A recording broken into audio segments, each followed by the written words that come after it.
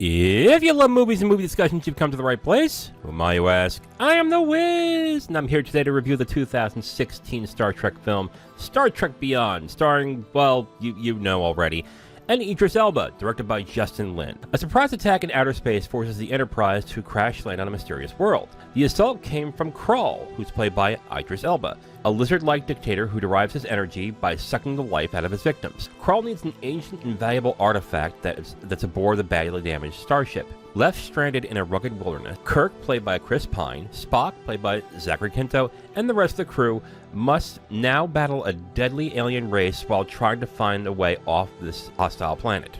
So, Star Trek Beyond goes a different direction than the other two. This film throws out character development for just straight-up popcorn action, and it has some okay results. But this really results in a very safe film. Instead of having these moments where you get to grow with these characters like Kirk and Spock, or maybe even the other crew members like Chekhov, Scotty, Uhura, or Bones, they really just put them into these boxes that are really just staples of these types of action films. And it's not like it's really bad. It's fine. It's entertaining for what it is. But if you're expecting more character development than you are getting from the other two films, you're going to be very disappointed by this. But I will say, for a popcorn action film, there is some fun action sequences and set pieces in this movie. A lot of the gunfights, a lot of the action sequences are entertaining. They're fun to watch. Then there's enough of them to make the movie move forward. The big problem I have with the set pieces, though, is the planet itself. I, for the life of me, can't remember the name of the planet. And on top of that, the planet itself is very uninteresting. It's basically a bunch of rocks and some mountains that are nondescript. And that is about it. It's actually kind of boring, but because it's so boring, I think they're able to have a little more freedom with those action set pieces. So I guess there's a trade-off there. I also think that the film is a tad drawn out for its length. This is about a 2-hour film. And again, there really isn't much character development. There's a lot of tropes in this movie, like one is about to leave, the other one is about to move up, and they're not telling each other. There's conflict within the group, but it's not really that deep, unfortunately. So if you're expecting those kind of dynamics and those kind of interesting plays off these characters, you're not getting that in this film. It's really just very boilerplate. So if the characters on the Starship Enterprise aren't that interesting, that leaves us with two people that could make it a little more interesting, which is the companion, Jayla, and the villain, Krall. And I have to say, both of these are pretty boring and uninteresting. They're really not that compelling at all in this film. Krall is basically a stereotypical dictator in this film.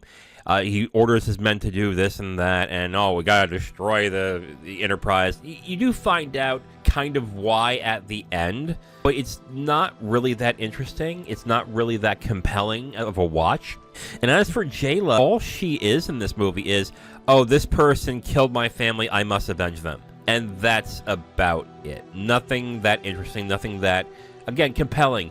I think the thing that's the most disappointing is that none of the characters are compelling, and the characters are just not worth watching. Even with the Starship crew, like, the only reason you're attached to them because you had the previous two movies to attach yourselves to them. And the rest of it are just, honestly, fairly boring. So overall, I will recommend Star Trek Beyond. I think it's an alright movie. I think it's entertaining, but it's definitely a step down from the other two Reboot films. It is very much a popcorn movie. It's definitely a movie that's all about action set pieces. The character development is kind of lacking and kind of bland as well.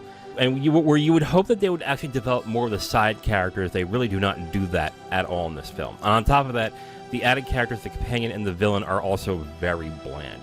Overall, I'm going to recommend Star Trek Beyond, but really only if you watch the other two and you just want another adventure involving this cast. So check it out on Paramount, and it's also on Netflix if you have not seen it.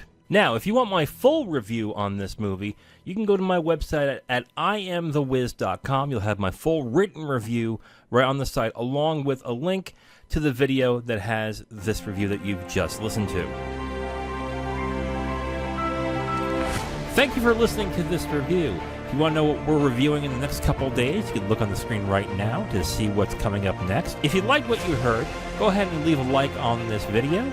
If you want to discuss your opinion on the film or the review itself, please leave a comment. And if you want to hear more, subscribe to the channel. Thank you again for listening. I will talk to you next time.